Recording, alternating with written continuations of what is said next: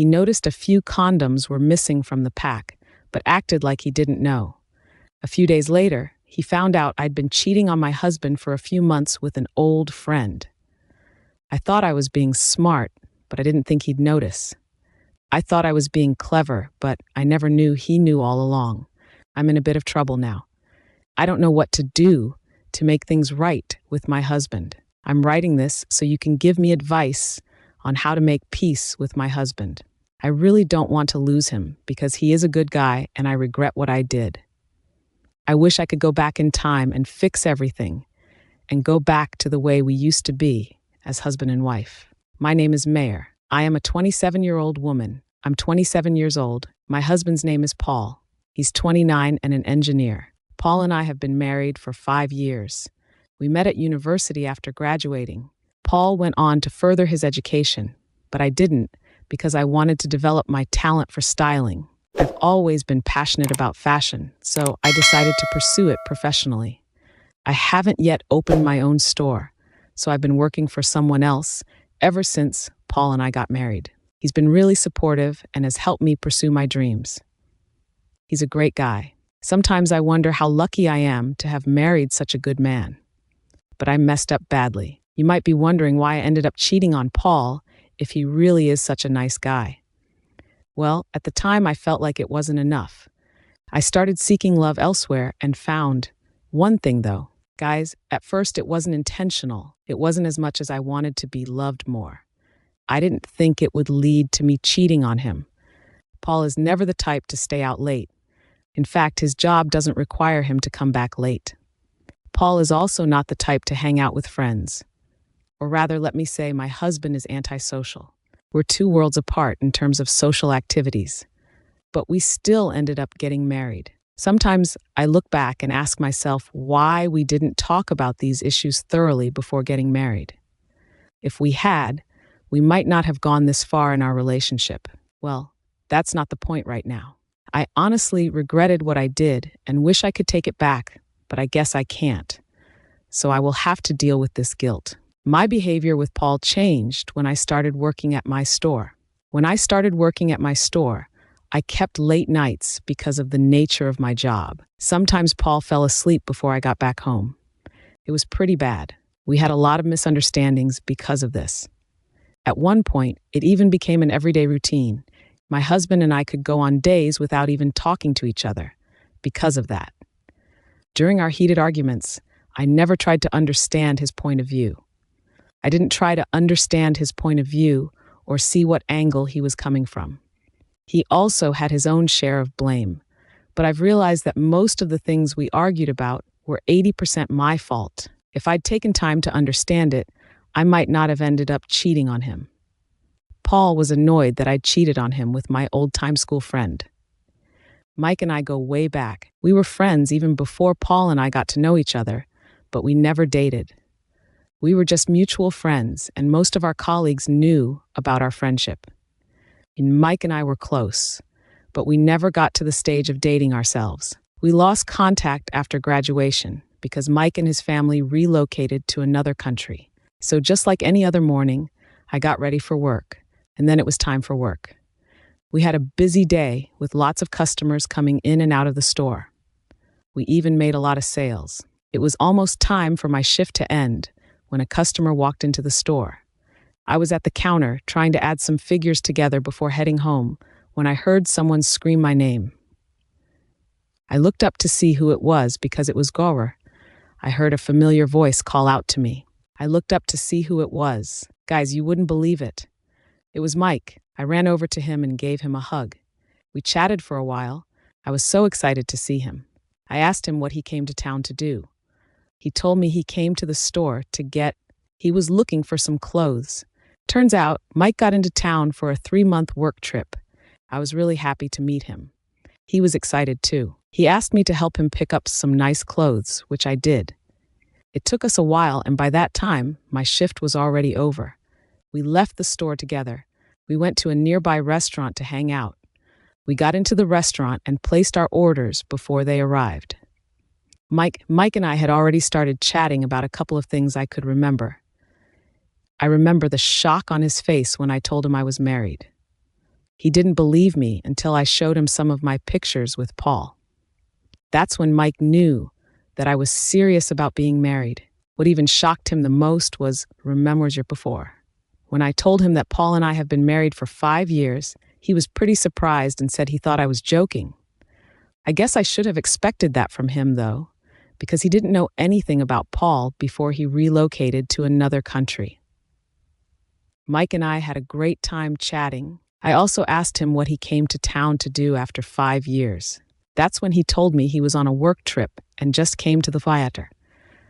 I asked Mike where the nearest clothing store was to his hotel where he was staying so he could pick up a few clothes. I also asked if he was married, but he told me he wasn't and wasn't ready to settle down. I knew Mike so well. He was a bit of a playboy back in school, and he doesn't take relationships seriously. I used to tell him that any woman who agrees to settle down with Mike should be ready to have more than one heart, because he's such a heartbreaker. Mike laughed so hard that everyone at the restaurant stared at our table. That's when I knew that going out with Mike is so much fun. Our orders came, and we ate to our satisfaction. We stayed for a few minutes before we left the restaurant. It was still early. We decided to get some ice cream before heading home. I was in the mood for some quiet time, so I wanted Paul to be in bed before I got back. Mike and I went to a nice ice cream stand and got different flavors. We walked around the street, not too far from where we parked the car. Way back in school, Mike and I often hung out together. People thought we were dating, and we were pretty close. We're still close, even after he came back to town. After a few minutes of walking, my phone buzzed. It was Paul calling. I didn't answer because I knew what he wanted to say. Mike didn't notice because he was busy telling me something. It was already past 10 p.m. when we planned on retiring for the night. Morning. That night, Mike suggested dropping me off, but I said no because I didn't want to stress him out. I knew Paul would be up, so I didn't want to give my husband another topic to chat about. We hugged and he drove off. Not long after, my taxi came and picked me up. It was a 20. It was only a short drive from the ice cream stand to my house. I got out of the cab, paid the driver, and headed to the door. When I got inside, Paul wasn't asleep. He decided to do something unusual. Paul never likes watching TV, but that night he kept himself busy watching some TV shows. We greeted each other and I went inside to freshen up. After I was done, I laid down on the bed and retired for the night. I was too exhausted to even eat what Paul had prepared for me for dinner. I slept off the next morning. My husband had woken up. Before I got out of bed, I was too tired from last night's party with Mike. I quickly went to the bathroom and freshened up before joining Paul downstairs. It was the weekend, and we usually don't go anywhere except spending time with each other at home. But that weekend was the first day my affair with Mike started. Paul was called for a contract that he didn't plan on and had to leave the house. I was alone in the house when Mike called and said he wanted to visit me. I was excited because I saw nothing wrong with him coming over. However, I was feeling a bit down because I wanted to introduce my husband and Mike to each other, but I didn't think much about it. Mike came over to the house a few hours after Paul had left.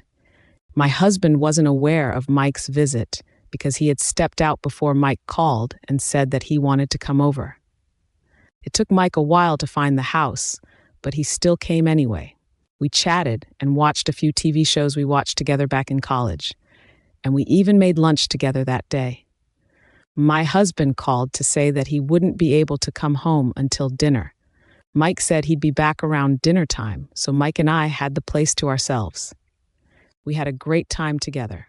Mike and I were chatting about our old college days when Mike kissed me. At first, I was taken aback, but I was really flattered. I could say anything. Mike told me how he had wanted to do it for a very long time, but was scared because I might reject him in that state of shock I was in. I didn't know what to say to him, but then Mike kissed me. It was intense, and we had fun together for a few minutes. Later on, Mike fell asleep, and we ended up on the couch. I was thinking about what had just happened. I felt guilty for cheating on my husband, but at the same time, I was happy because I just kissed my longtime friend. I had mixed feelings about that incident, But in the end, by the time the day was over, I was feeling pretty good.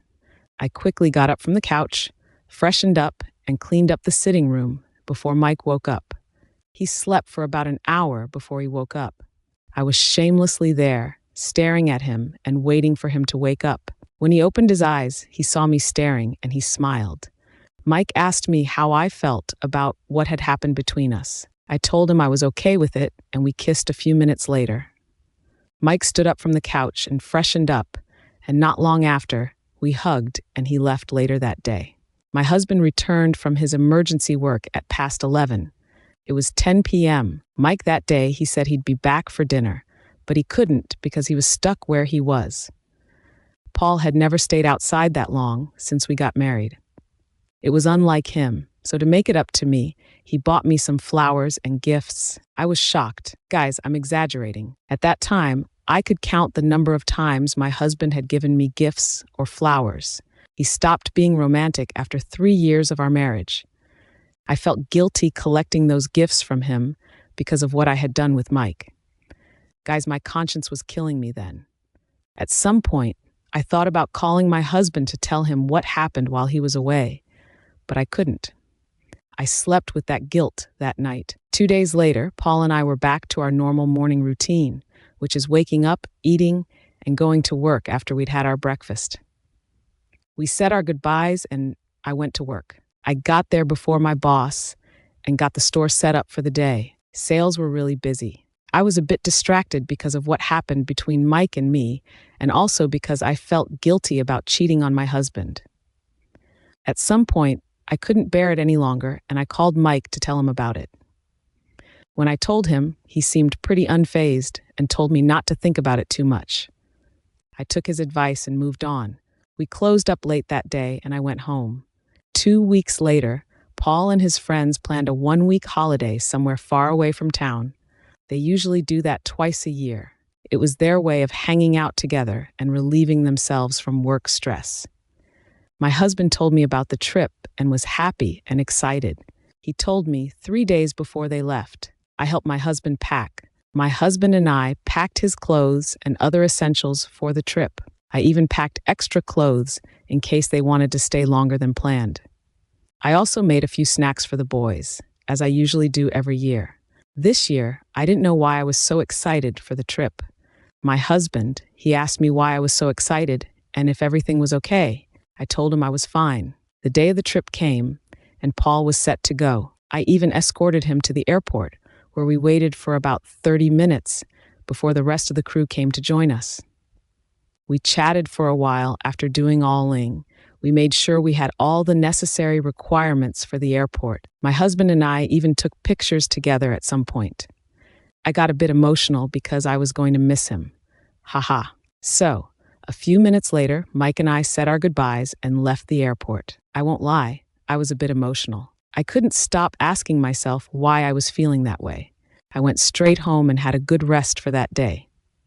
I didn't go to work because my boss had given me the day off to prepare my husband for his trip. I didn't call Mike that day to tell him that Paul had left because I wanted to. I spent the day by myself, catching up on some work I'd left half finished and doing a lot of cleaning. I also listened to some good music and treated myself to some homemade food.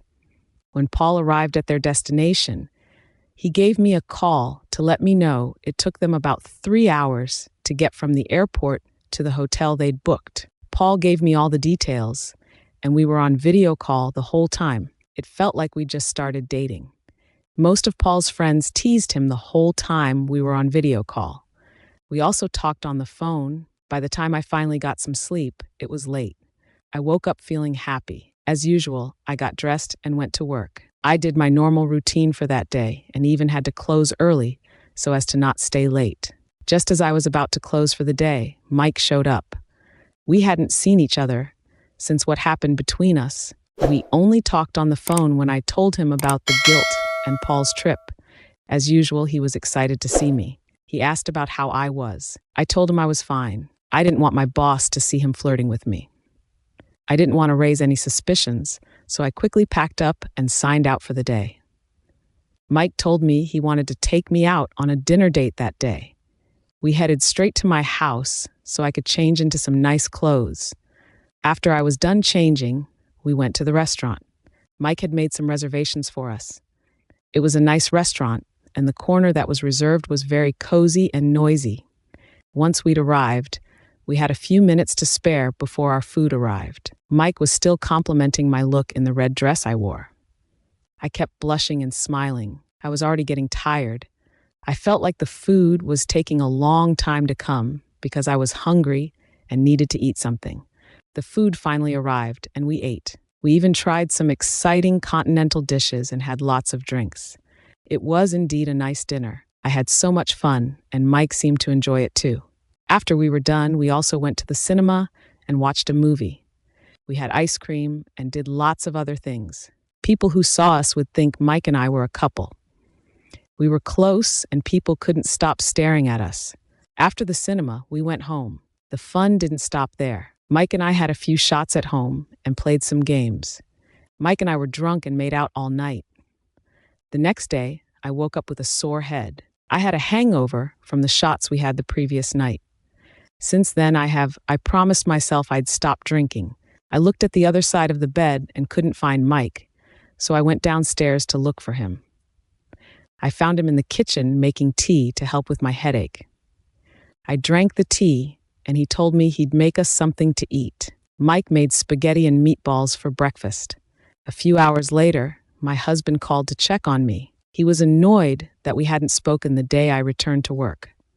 I wasn't, though. I didn't know what to say because I was to blame for not calling him, so I apologized. We talked for a while, and he promised to call me back later that night.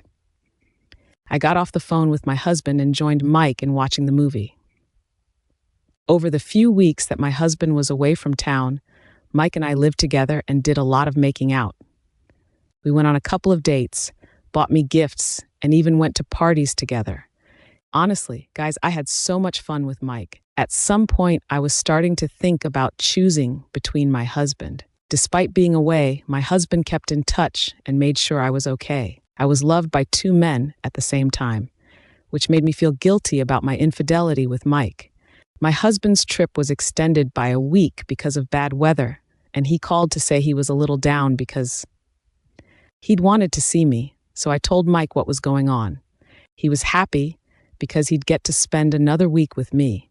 I wasn't happy, though, because I was missing my husband, and I was feeling a bit regretful about cheating on him.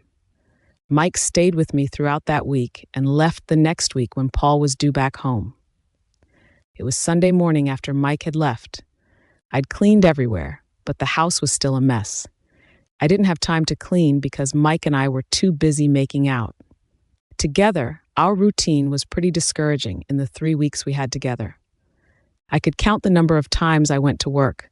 I skipped work without much fuss and even made up excuses for flames. My boss believed me because I've worked with her for years, and I hadn't skipped work during those years, so it was easy to convince her. So, that morning after I was done cleaning, I thought about going to the Sunday service, but I couldn't believe I was late because at the time I'd made breakfast and prepared something for my husband, two Frimsbogwallens. I was really looking forward to seeing him when he arrived. I waited for hours, and it felt like it took forever. I even fell asleep for a few minutes. When I woke up, the doorbell rang. I got up quickly and ran to the door. When I opened it, I saw my husband looking very handsome. I jumped on him and we hugged for a long time. Then we kissed. We reminded each other how much we had missed each other. Paul didn't forget to get me gifts like he promised. I was so happy I kept hugging him. I was busy unwrapping the gifts he bought for me. Paul went upstairs to freshen up and change into a nice outfit. After he was done, he came downstairs to join me. We had brunch together and talked about his trip. My husband also told me some of the funny and embarrassing moments he had. It was nice discussing stuff with my husband and Paul. Paul and I barely do this, but one thing I was confused about. I was confused about why all these things happened after I cheated on Paul with my college friend Mike. Not just my college friend, but my best friend. To be very honest with you all, I felt guilty. My conscience was dealing with me slowly at that moment. I wanted to open up to Paul about my infidelity with Mike, but then again, I thought of how he would react to it at that time. I liked the new Paul. I loved the attention and everything. I didn't want to ruin the moment or turn him against me. I was torn between wanting to open up and face the consequences and wanting to keep Paul on side. I was deep in thought when my husband tapped me and asked if everything was okay. I realized I was lost in thought and hadn't paid attention to what he was saying. I assured him everything was fine and apologized for not paying attention. He nodded and continued what he was saying. The next morning, Paul and I woke up and decided to go. We used to go jogging when we first got married. It was one of our morning routines, but we stopped because we got busy with work. It was on a Monday morning, and it was also a national holiday, so we spent it together at home. It was nice hanging out and spending time with Paul. In fact, Paul and I even cooked together throughout that day. It meant a lot to me and to Paul, especially as he saw it as a way of reviving our love at that moment. I was very uncomfortable. I felt guilty for a while, but I kept quiet, thinking I could make amends. Paul and I lived happily together for a week. I was very happy and felt alive during this time. Mike and I were just mutual friends. I felt guilty and wanted to end things with him, but I didn't let him know. Instead, I kept him at a distance. One morning I woke up and didn't see Paul anywhere around. I didn't think much about it because I thought he had. I got up, got dressed, and went to work. After I'd had breakfast, I was just about to leave the house when I went to get my car keys. I found them on the center table in the sitting room, which was strange because I don't usually keep my keys there. Then I saw a note written by Paul and thought it might be one of his usual love letters. I opened it and read what was written on it. I was devastated when I read Paul's letter. He'd found used condoms in the laundry basket and was convinced I was cheating on him. I was, but I didn't tell him. I was too ashamed. He found out on his own. I'm so sorry, guys. I didn't mean for this to happen. I'm really sorry. I've received a lot of comments, and I'm genuinely grateful for people taking the time to read my story. I see all the nasty comments, and I deserve it all. I just want to share what happened after Paul caught me cheating on him. It seems my husband got suspicious when he noticed the condoms were missing. He didn't ask me anything before he left me a note on the table that day. I waited for days, waiting for Paul, but I was unable to reach out to him. I called some of his DRAM. I asked my friends for advice, but none of them gave me a reasonable answer. Honestly, after reading that letter, I felt devastated. My world is crumbling right in front of me. I tried to reach out to my husband in every way I could, but nothing worked. Then I thought about going to the family house to tell them about my missing husband and ask for help talking to him, but I couldn't do it. I was too ashamed to go. How would I be able to face them after all I have put their son through? My husband made it clear that I shouldn't show my face at the house right now. I don't have anywhere to go. Going to my parents is out of the question because they don't want to see me. How could Paul do this to me? He wrote me a letter after finding out about the missing condoms. After knowing about it, he didn't even have a conversation. He acted like everything was okay. I knew I had wronged him, and I regret my actions. I wanted to tell him about my infidelity, but I couldn't find the courage. I knew it wouldn't end well, and my husband didn't make it easy for me either. A week after Paul left the house, he came back and threw my things out. He warned me not to be there before he gets home, but I didn't listen. I thought I could fix things, but I came to realize that all hope was lost. My husband kept on calling me a cheater and was putting all my stuff outside. The neighbors came outside and started watching, which made Paul even more embarrassed. I felt so humiliated that I couldn't even show my face. Honestly, it was the most embarrassing experience of my life. I quickly packed up my things and left, feeling ashamed. I had nowhere to go and realized I had some cash with me, so I booked a hotel. I booked a hotel room as if the humiliation I faced at the house wasn't enough. My husband reported me to my boss about my infidelity with one of her clients, and even told my boss I sleep with all of her male clients. My boss didn't take it lightly and fired me immediately. Paul not only accused me of sleeping with the rest of the male clients, but also ruined my reputation. My husband ruined my only source of income. I thought that was all. But I didn't see the last thing he did to me coming. My husband had swapped all my savings. I was at the hotel after being humiliated and fired from my place of work. I saw several debit alert messages. No one had access to any of my credit cards, except for my husband. Paul had taken all of my money and left me penniless. That money was my only hope left. That's what I used to sustain myself after Paul sent me out. I planned on getting an apartment with it once I decide on what to do. My husband swapped everything and even froze the joint accounts we had together. I was left with no cash at all, so I couldn't even renew my hotel fee. Paul took the worst revenge on me. I'm here to tell you guys all that went down after my husband sent me packing from the house and left me penniless. Honestly, these past few weeks haven't really been easy for me. In the blink of an eye, I lost my marriage, my job, and my heart. I don't know where else to turn. I went back to the house to speak with Paul, but he wasn't open to discussing things. The last time I went, he asked the gatekeeper to throw me out and also demanded I sign the divorce papers and have it sent back to him. I thought maybe going to the house to talk to him would make him reconsider, but it didn't. I don't have anyone to go with me to speak to my husband. My parents won't even take my calls, even if I try, because they're completely against infidelity. I don't have any friends or relatives nearby. Most of my high school friends and colleagues from college are out of town.